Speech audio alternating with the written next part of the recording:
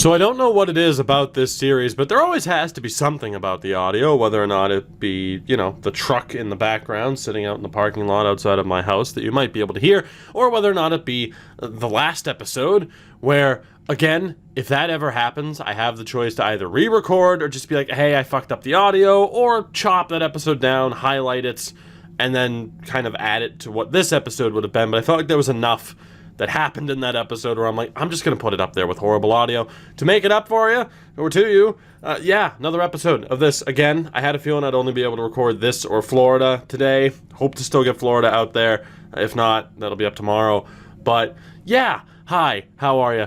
Unfortunately, the audio issues, it really is very stupid and simplistic and a dumb mistake. I had been live streaming, and if I forget to unplug my webcam, the audio software that I use to record automatically chooses to use the webcam, even if I tell it not to, over my microphone. So, you got to listen to that last episode through the power of my webcam's microphone, which is never a good thing. But anyway, we're moving on, because today is a very, very important day, as we are going to be back in the playoffs, barring a brutal collapse.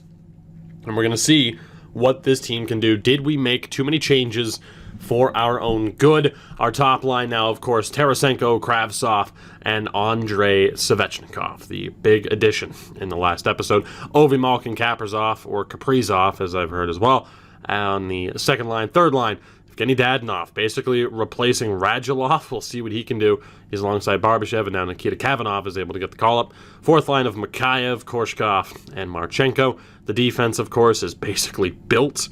And goaltending-wise, we still have Yaroslav Askarov there. So we shall see how this goes. Very dangerous to make the trades that we did when we have the record that we do, with just a month and a half left to go in the season. But if there was ever a time to make the most of Yakov Trenin's trade value and to make the most of that medium elite prospect who we picked up, where, again, the second we drafted him, I told you, this guy's trade bait. There's no way he's ever going to make it. We're going to use him to make a move, and that's exactly what we did. As we lose back-to-back games by the score of 5-2, which is hardly ideal, as we continue to try and keep our heads above water as the Flyers are hot on our tails here, and unfortunately, we are losing more games than I would prefer to see us lose. The pity points, though, do help out quite a lot. We're just 1 point ahead of Philadelphia down the stretch here, as we have clinched a playoff spot, which is very good news. So we lose to Detroit, beat St. Louis, but yeah, time will tell if we made the right moves or not. We made a lot of changes and a very interesting time, but like I said, if there was the right time to make those moves, that was it, because those values had a good chance of going down. We are 6 points clear, although the Flyers have a game at hand, as we are very, very close to clinching a division title. Evgeny Malkin leading this team in points. A win here and a Flyer loss would do it in terms of clinching the title. Can we beat the Jets? Yes, we can. Did the Flyers win? No, they did not. We have still clinched the Metro Division title, despite the fact that we made some of those changes and had a little bit more of an up and down record through March than I would have preferred. But right now we are storming our way to this title and have a decent shot at a President's Trophy, which may be more of a curse than a blessing. Final game of the season against the Florida Panthers. We win it, but ultimately finished 2 points behind the Leafs, who finished with 57 wins on the season. Toronto will take the President's Trophy, but we have home ice in the first round. 54 wins on the year. Philly, New York, both New York teams, and New Jersey as well, for the hell of it, all make the playoffs. Again, the Blue Jackets were absolutely horrible. In the Atlantic, you had the Leafs, Lightning, and Hurricanes make it. The Sens were absolutely horrible.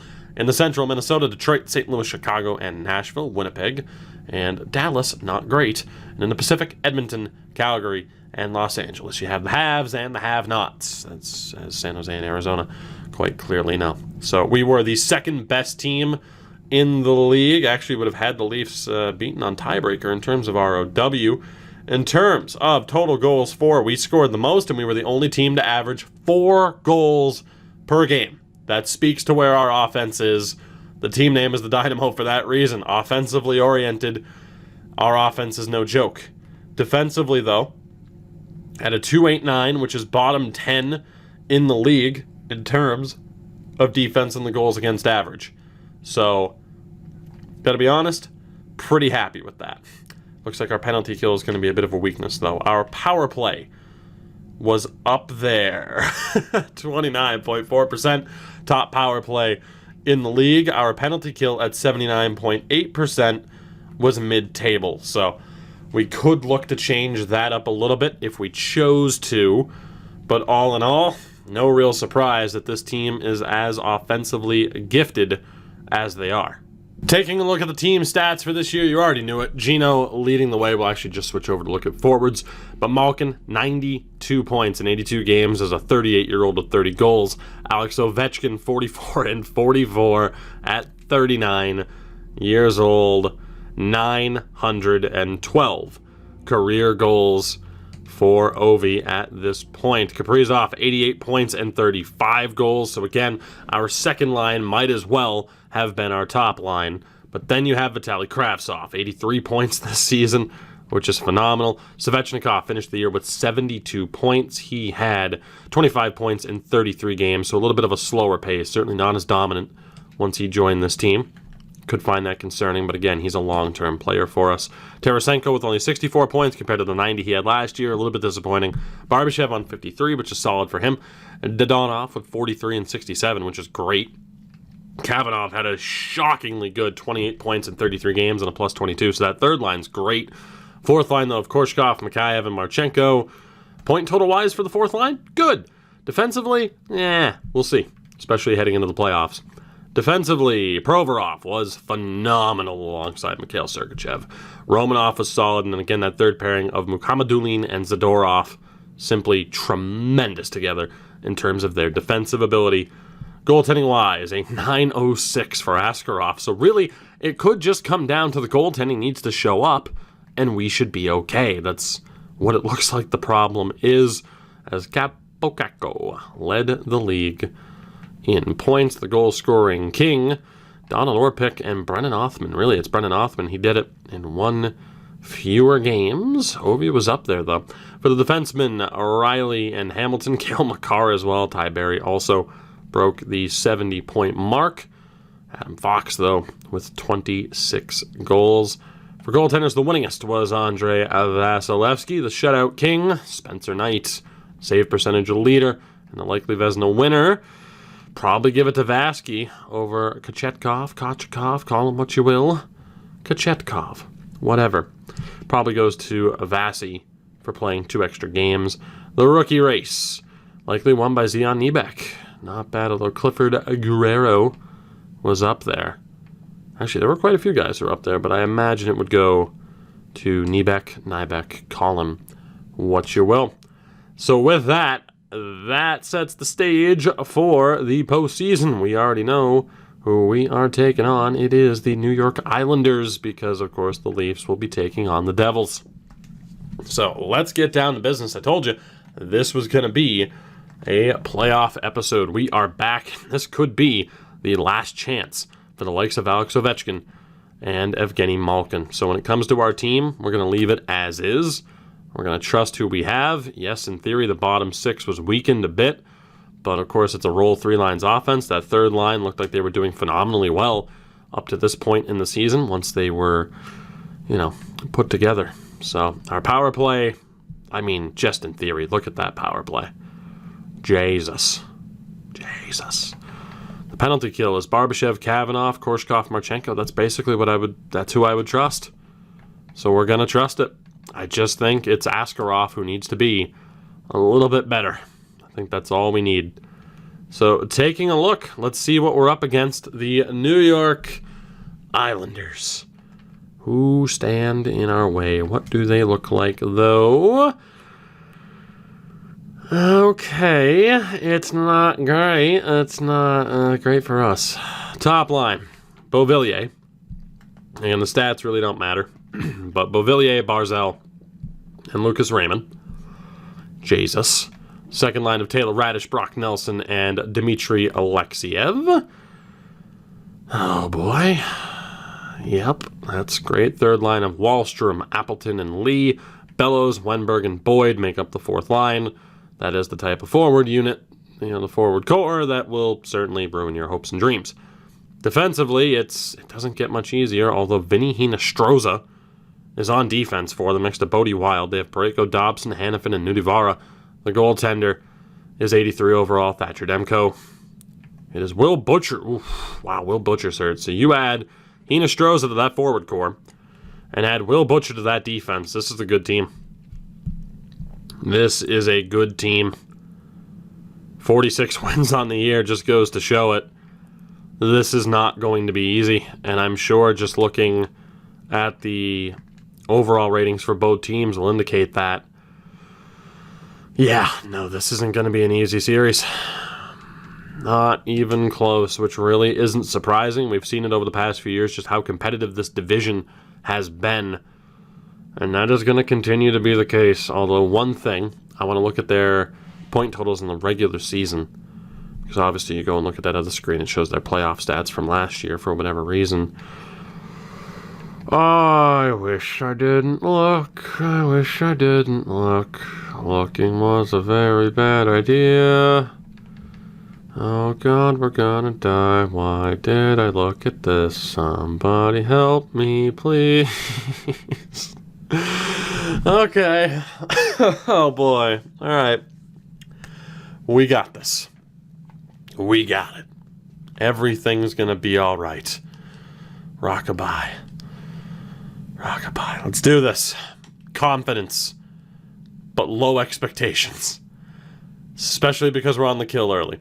First period of Game 1. The Russians are back in the playoffs, but how are we going to do this time out? Let's find out here, shall we? First period, and we have the lead. Evgeny Malkin scores, so they weren't able to take advantage of that early power play. 9 shots apiece, but Gino with the goal. Second period, they do tie it up. It's Travis Boyd. I think I called him Tyler Boyd earlier, didn't I? It's Travis Boyd. He scores on Askarov. Shots are close. The scoreboard's even closer.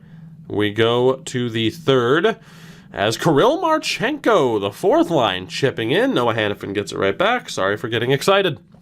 Should have known better. Power play for the Russians. Sergachev gets the goal. Power play for the Islanders is shockingly killed off. 7.5 to go.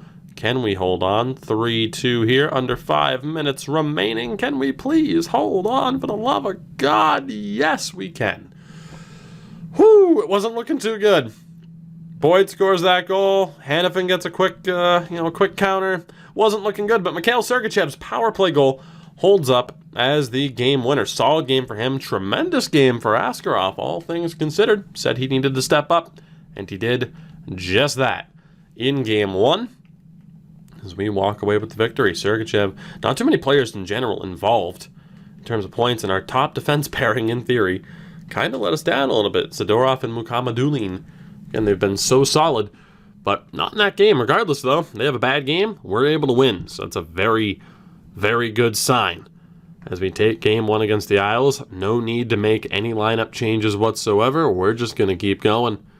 And we're going to see what happens here in Game 2. Can we defend home ice? And even if we do, Game 3 is anything but certain. First period here. Confidence, but low expectations. Confidence, but low expectations. Confidence, but low expectations. It sounds like a dating profile, not naming apps. Grinder, what? That word started with a T. I don't know what you're talking about. Evgeny Dadonov, who, again, it's Dadonov, but you have to call him Dadonov because of Johnny. That's just how it works. Kavanaugh scores as well, and Kaprizov with the power play goal. The three Ovs of doom. And we're up 3-0 at the end of the first period. Second period, I thought they were going to come back. Evgeny Malkin with a power play goal made it 4 unanswered before Oliver Wahlstrom is able to get one back about 3.5 minutes later. We're up 4-1. A Leafs fans' favorite scoreline heading in to the third period. Power play for the Isles is killed off. Power play for the Isles, 5-on-3. We love it. They don't, though, because they couldn't score. We're halfway through the third period. Yaroslav Askarov, I don't want to jinx you, but you're doing pretty good. Daddy gets another one. 5-1 is your final score. The Russians defend home ice in pretty convincing fashion. Evgeny Dadonov, 5 points, man. I feel bad for getting rid of Radulov, but it was a necessary evil, all things considered. I say that, it kind of wasn't, but everything worked out. We got Svechnikov, that was the game plan. Evgeny Dadonov, man, Dadonov and Radulov, whew. Oh, if we don't win this year, that not being able to see those two on the same line is going to be one of my biggest regrets. One hell of a game. Don't wake Daddy, because he'll put up 5 on you in a playoff game. As Yaroslav Askarov gets the job done. If our young stud of a goaltender can keep playing like that, we are good to go. Look at Dadonov, unbelievable. We win both games to start the series, 8-3 combined, as we get ready for the third game of this series. Let's go. No reason to ponder making any line changes. Let's see what we got going on. As we'll have another early power play for the Islanders here to start Game 3. We're in Nassau, Barclays, Belmont, Park Stadium, Field, Center Arena. First period, goal apiece. Matt Barzal, but Alex Ovechkin gets his first of the series. They doubled us up in shots, so that's a huge win for us. And a great job by Askarov to keep us in it. Second period, we have the lead. Vitaly Kravtsov with the goal. 23 shots to 18. 2-1. Third period. Early power play for the Islanders, and Kavanagh scores. Lucas Raymond gets it right back. We're still up by 1. Kavanagh scored from center ice, by the way, because again, that'll always happen. Tarasenko makes it 2. 4-2 here. 6 minutes. Confidence, no expectations. Confidence, no expectations. Let's go. Vitaly Kravtsov buries the empty netter. 5-2 is your final. The Russians have a 3-0 series lead off the back of that top line showing up and getting the job done, not to mention a certain stud goaltender by the name of Yaroslav Askarov. Let me ask you something. Have you ever seen a better goalie than Askarov? You have not. You ain't never had a friend like me. You ain't never seen a goalie like Askarov. These are just two facts in life. He is killing it. He is crushing it. He is everything we hoped and dreamed of, and we have a 3-0 lead because of it. Off the back of scoring 13 goals in 3 games, that doesn't help. It doesn't hurt, at least, either. It helps a lot. A lot. Let me tell you just how much that helps. We go to Game 4. Let the good times roll. Confidence below expectations. Game 4. Can we end this series right here and right now? Confidence below expectations. First period, not ideal. Barbashev gets the opening goal. Anders Lee and Lucas Raymond are able to get them back into it. 13 shots to 5. They're up 2-1. That was not great. Second period, it didn't get worse, but it didn't get better. 33 shots to 14. We go to the third. This is going to be a frustrating loss, isn't it? This is going to be frustrating. Because heading into the third period, that's one of the most one-sided shot totals I think I've ever seen. We cannot find a way to beat Thatcher Demko today. Wahlstrom scores on the power play. One goalie showed up, the other did not. Kavanagh scores. It's going to be too little too late, though. I am assuming it is. Thatcher Demko stops 44 of 46 shots to keep the New York Islanders in this series. He absolutely steals it. And we will have to go to Game 5. Shout out to phone notifications. You gotta love them, especially when you forget to put your phone on silent. Dog. But yeah, bottom line is, Askarov, not great. And unfortunately, Thatcher Demko showed up. This series will see a 5th game back in Russia. We're not going to make any changes, though. We're just going for it. This team has to win, needs to win, should win, will win. No expectations but confidence. First period. That helps. Taylor Radish gets the opening goal, but Romanov and Marchenko get it back. So The reverse of what we saw, with the exception of the shots being so imbalanced. 13 shots to 12 in their favor, but we're up on the board. Second period. And then there's the inverse again. Kaprizov scores. Parayko and Nelson tie it up at 3. Shots are close. The board is closer. We go to the third here of Game 5. Please, I really don't want to see a Game 6. Oh, God, we're going to blow this, aren't we? Hanifin on the power play. Tarasenko scores, boys. Oh, no, the goaltending. No. Askarov, I just hyped you up too much, didn't I? I pumped the tires too much. Please, not a Game 6. Please, God, Game 6. Who are you and what have you done with Yaroslav Askarov? Because this is not the Askarov that I know and love. This is Sergei Bobrovsky in sheep's clothing. Oh, God. Okay. Our goaltending and defensive abilities have completely disappeared. We go to Game 6. We go to Game 6. Shout out to the same messages. Oh, I'm worried and nervous. I am worried and nervous. Please, God. First period. Thank God. Kirill Marchenko. Doubled him up in shots. Second period. Oh, thank God. Kaprizov and Ovechkin. Barzal gets one back on the power play. 11 shots through 2 periods. Please. Please. Please, I get it. We just wanted to be nice and give them one more home playoff game for the sake of revenue. It's cool. It's fine by me. Just don't screw this up, please. Malkin on the power play. The Ovi and Gino era will not die today. Evgeny Malkin. Whoo, boy. We dodge a bullet. This series ends in 6. Unbelievable. 42 shots to just 15.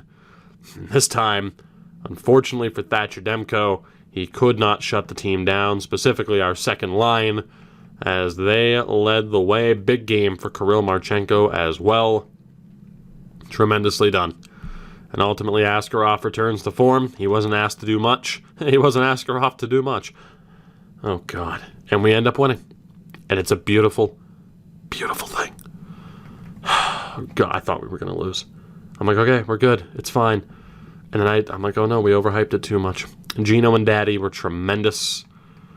I really don't have too many complaints. I mean, yeah, certain guys in the top 6, you're like, okay, a little bit more would have been nice. But overall, everyone did their jobs. I really don't have any complaints. Bukamaduli not having any points is kind of surprising. Those 2 games that Askarov lost really dragged down the save percentage. But so far, so good for the Russians. And in the next round, we take on the Philadelphia Flyers. Yay! I'm so excited. Likes, Patreon. Love you all. Oh, God.